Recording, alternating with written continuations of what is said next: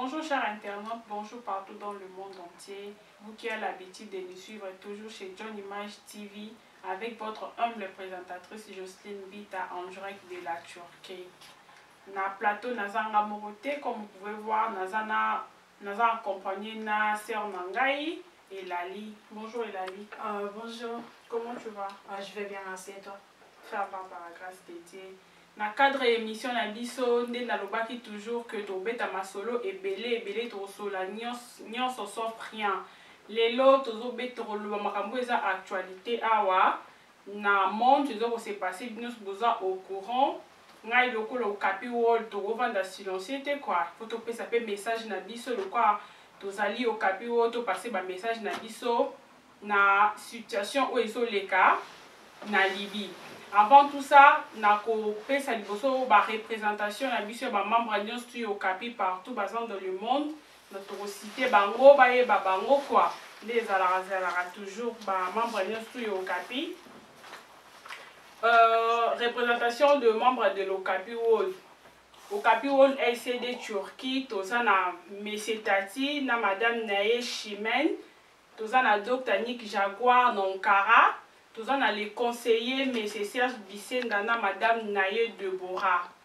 Okapi World Kinshasa, siège social. Tozali na Papa Edouard Vangi, na équipe Mobimba. Okapi World Centrafrica, donc Afrique du Sud. Toza na Papa Peter Mukendi, na équipe Mobimba. Lisusu. Donc, tu vois que Papa Peter, si Bozali, Bozo, il a arrivé à Moïse Katumbi d'ici là. Okapi World Brésil, tous un grand pasteur béni que j'ai sali aussi de loin. Donc pasteur, il y a pas pasteur quoi. Okapi World États-Unis, tous un Yemoko le cordon, Marcel Ngoïka Songo, na Madame Naye Mado que j'ai sali aussi. Tous un peu na John Image à sali kuna bilili on est bon mon aura toujours y John Image. Et puis Okapi World Angleterre, tous un les conseillers des conseillers Papa Djunga. Avec JC Mwepo. Okapi World Allemagne, tozana Papa Kalonda, MK le CD. Okapi World Belgique, tozana Maître Dona Congo Sukisa. Et Congo Sukisa de Makambo. Avec Tonton Papi Chocha. BBC Barli Barouti, le grand artiste aussi, sans oublier Barouti quoi. Okapi World France, toza tellement la membre ebele, ceux qui to simbi ko tanga to kolala amen, tozo tanga kaka ba o bazali sur le terrain quoi, to moni diamant noir, to moni maman Gisèle Wambo, to moni artiste na biso Chimanga Chimis, to moni pe lisusu Jacques Lufuma, to moni papa Roger Mukenga na Saint-Denis Paris. Kaka nde na yebisa ki tozo continuer toujours ba partenaire pe ya Okapi World baza ebele to kobetango. Sans plus tarder to kota directement na sujet na biso ezali actualité ezo passer dans le monde pour ba situation zo le canal Libye. Na redébattre ngonga morote, na redébattre ngona o aza pembe nanga concert nangai congolaise a ko se présenter les sous poto e ba ko kende na sujet elali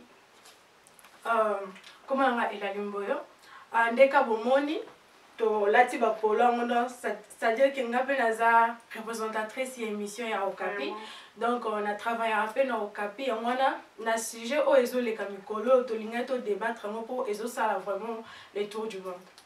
Vraiment Okapi quand on est à Okapi atika la simate quoi pe ça va toujours ba message na ye et puis tout ça embillé na Okapi World. Elali si tu sais donc c'est passé na Libye.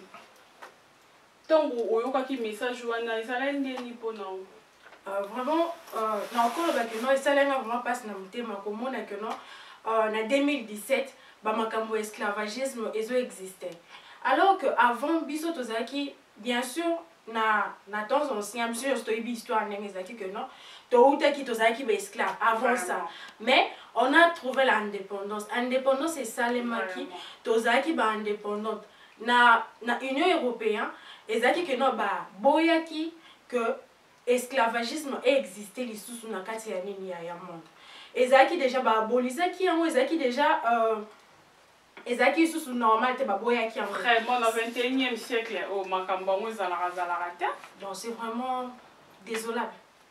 Vraiment, on a peut-être un message car internet toujours, tout l'anda qui on internet et lesquels qui ont vraiment ma casse parce que bah libyen bah qualité que bah ça bah mindelende bah on a par exemple bah peau blanche bah ça bah africain local la biso.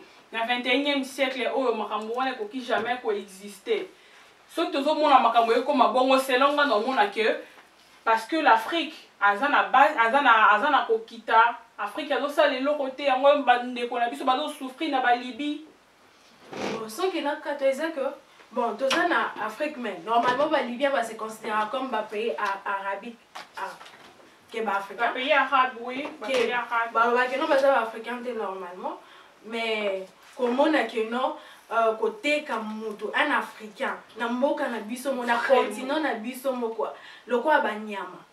Le quoi batouté mais le quoi banyama te kabiso c'est vraiment et ça lève vraiment passe na mutema quoi. Na sepele makasi nde biso nyo surtout ba africain to telemaki, ko telemana to telema vraiment ça lève bien makasi. Et puis les cas biso monté to mona bande ko na biso en France que j'ai sali aussi na pesi vraiment encouragement to mona ki ba marche na bango ba telemaki ya Belgique tout lelo nde nazolo ba boye ba lokene déjà na ba ambassade ya Libye wana ba telemaki ba sali ezala ki vraiment l'essentiel pour na ça pour na Afrique. Afrique est toujours bon selon la monde pour dire ben européen bango nde baluka makambo ya Afrique quoi pour Afrique vraiment boye dans mobulu na mobulu yango wana il faut kolobela makambo ngo ba okende toujours et continuer bon côté pour ko telemela ngote melango ba conseil makambo ebele pour makambo wana et se stopper et puis les sous na encouragement nanga na monaki Samuel Eto'o makambo salaki et ça vraiment acte moko bien habité s'occuper ba joueur mususu neti nga nango ba joueur na biso ya Congo basalaki ni bazwi part na bango nini bamonaki modèle na bango te Samuel Eto'o asalaki et puis ba ambassade mususu pe kene ko récupérer ya bango batu bazalaki wana donc ba encouragement ebele na ba femme na biso baza kuna na Libye donc toza toujours ensemble masolo ezala toujours ebele toza ensemble vraiment les tokolo ba toujours quoi bon et le moment où c'est que non l'Afrique est le berceau de l'humanité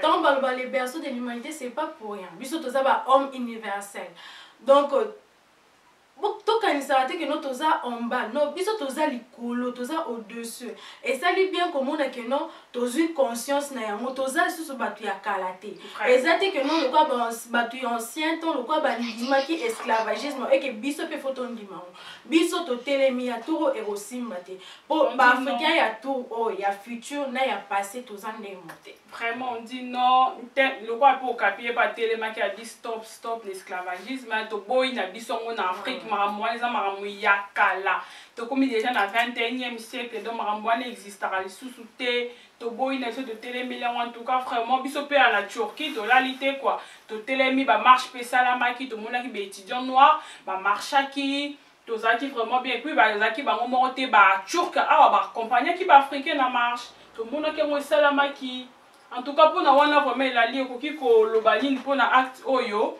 ba turc ba salaki pour na ko accompagner